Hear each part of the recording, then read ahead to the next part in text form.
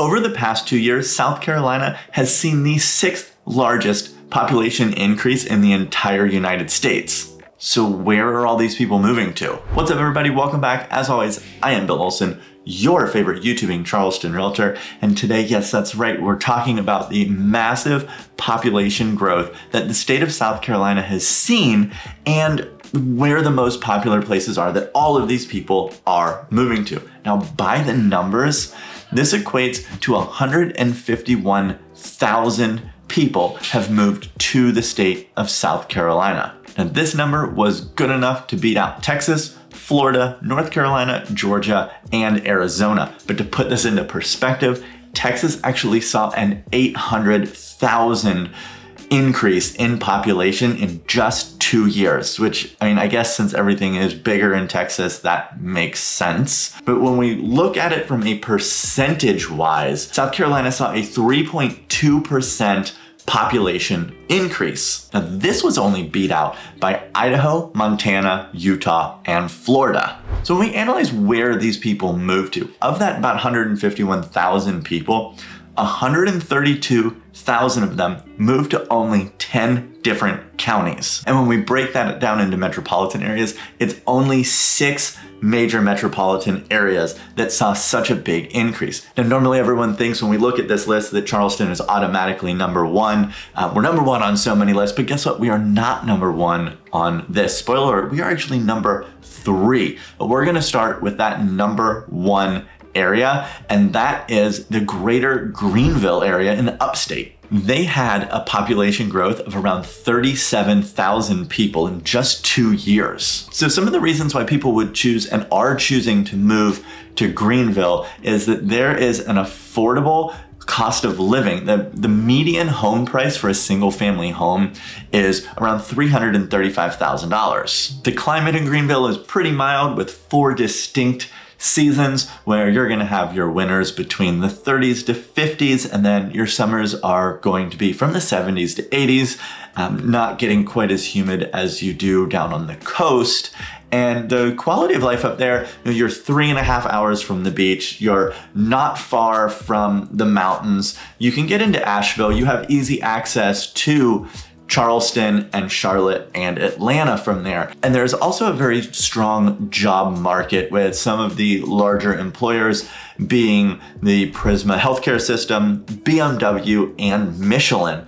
Another draw for people there is Clemson University and Furman University are not far from downtown Greenville. Now, speaking of downtown Greenville, it has seen a revitalization over the last 20 years, and it is a hotspot for locals and tourists to go have dinner, walk around the parks, and just enjoy everything that Greenville has to offer. Next on our list, number 2, we're gonna head to Horry County, which is the home of Myrtle Beach. Now, Myrtle Beach saw about a 30,000 person increase in those 2 years. Now, Myrtle Beach is located right along the coast near the North Carolina border. There's 2 distinct regions here. There is Myrtle Beach and there is North Myrtle Beach. Now, most people, when they think of Myrtle Beach, they actually think of just Myrtle Beach, not North Myrtle Beach. Myrtle Beach, I guess we'll call Myrtle Beach proper, is what everyone thinks about with the boardwalks and the museums and the nightlife and all of the tourists. And North Myrtle Beach is a little bit quieter. Still gonna get those tourists because it is a beach town, but you're also gonna have slightly higher cost of living. One of the big attractions to the Myrtle Beach area, of course, is the beach. It is right in the name, and there's about a 60-mile stretch of uninterrupted beach in Myrtle Beach, North Myrtle Beach. So wherever you are, you're never far from getting to the beach. How many times did I just say beach there? Can I say beach any more times? One of the main industries, as mentioned in Myrtle Beach, is tourism, attracting millions of people every year for vacation. But for people that are moving there, one big draw for Myrtle Beach is actually for retirees. The hot summers and mild winters and over 100 golf courses within the region make it a hotspot not just for retirees, but anyone who wants to golf or vacation and have golf be a part of that vacation. All right, now as we stated before, we are at number 3, which is right here where I am, and that is Charleston, South Carolina. But not just Charleston, the greater Charleston area, specifically Charleston County and Berkeley County. This area saw a population increase of around 25,000 people in just 2 years. Some of the popular areas that are included here are, of course, Charleston. There's James Island, Johns Island, Mount Pleasant, Somerville, Goose Creek, Hanahan. I could go on and on. If you want to know the actual median prices around here, in total, it's about $399. But this is going to vary greatly. I did another video that really breaks down every single area of Charleston, the median prices, and shows you what you can buy. I'm going to link that right at the end of this video and down in the description for you, so you can check that out. Some of the reasons why Charleston is so popular is, like we said before, the climate is very mild. You are going to have hot and humid summers, but very mild winters. The coastal location in Charleston is also a big draw. While it is a little more expensive than, say, Myrtle Beach, we do not have 60 miles of beaches. We have 3 main beaches that are barrier islands. It's not quite as easy to get to as if you were in Myrtle, but we do have all public beaches here between Isle of Palms, Sullivan's Island, and Folly Beach, with Beachwalker Park down on Kiowa. But it's not just the beaches here. We do have a lot of golf, but also the Charleston Harbor and the Ashley River, the Cooper River, the Wando River are all hotspots for boating. Any type of boating you would want to do, whether it's fishing, just joyriding, or sailing around the harbor.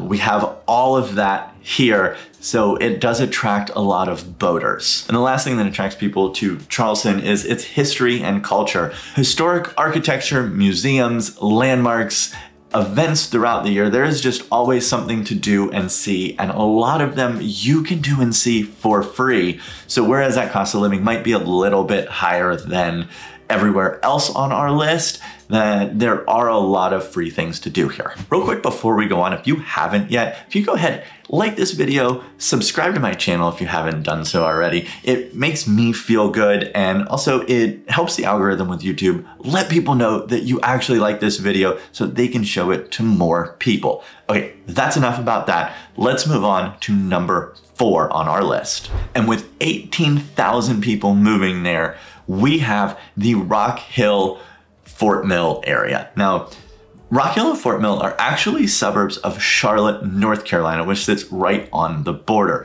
Now, because of that, it is a huge draw for people that are working, especially in the banking industry, which is a huge industry in Charlotte, to move out to the suburbs and into South Carolina, where the property taxes are a little cheaper, gas is a little cheaper. So it is a very big hotspot and big draw for people to move south into South Carolina and commute the 30 to 40 minutes into Charlotte, sometimes less depending on traffic.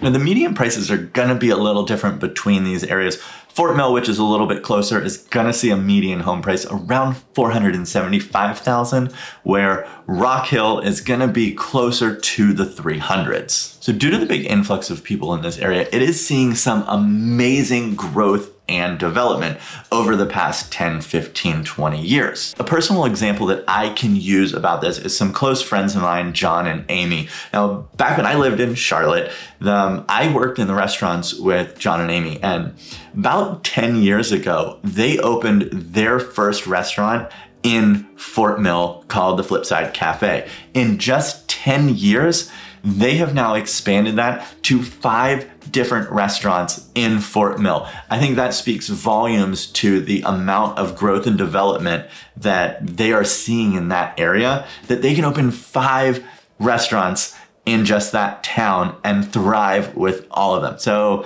shameless plug, they don't even know I'm saying this, but if you're ever in the Fort Mill area, you're looking to move there, I highly suggest you check out the Flipside Cafe, Flipside Restaurant, Flip Out Burger, Sal Mary's Italian Kitchen, and FM Eatery. I think that's all of them. Coming in very close to the Fort Mill Rock Hill area is our state capital of Columbia, with around 15 to 16,000 in population increase.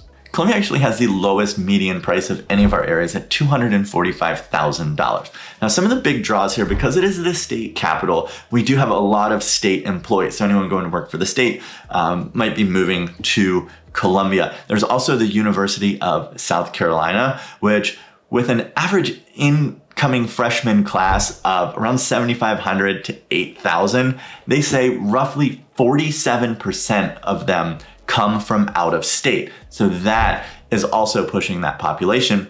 But then there's a lot of industry going on. In Blythewood, just outside of Columbia, Scout Motors, they make electric vehicles, just announced a massive multi-billion-dollar plant that's going to bring 4,000 new jobs into the Columbia area. So while they're fourth on the list right now, I am fairly certain if we revisit this list in another 2 years, once they've got this facility going, that Columbia is probably going to push up to maybe a 3. I don't think they'll get as high as a 2. The location of Columbia is right in the middle of the state, so it does give you easy access to everything. You can get to the beaches in just a few hours, the mountains in a few hours, Charlotte, Atlanta. But if you do want to be on the water and live in the Columbia area, check out Lake Murray. Now, it is a 50,000 acre lake with 650 miles of shoreline. And lastly, it brings us to our last county, which is Beaufort County,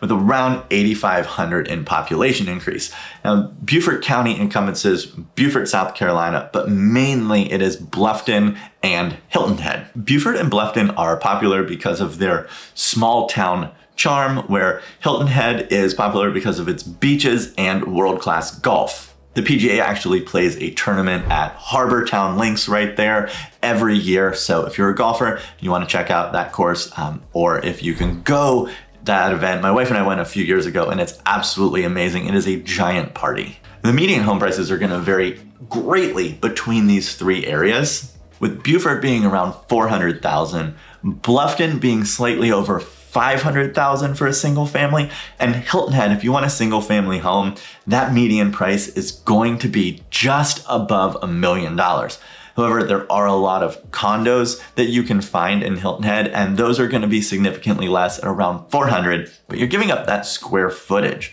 And these areas, because they're smaller towns, slower pace of life, are popular with retirees. If you're considering a move to South Carolina, which of these areas interests you the most? Like, let us know in the comments which ones you are researching more than the others, or if this list helped put another one on the list. If you're looking to move anywhere in South Carolina, not just Charleston, my team and I can help you. So please just give me a call. I've got all my contact information right there. Call, text, email, hit me up. I look forward to hearing from you and answer any questions about this great state that I call home. And I will see you on the next video. Don't forget to watch this one right here about Charleston's median home prices.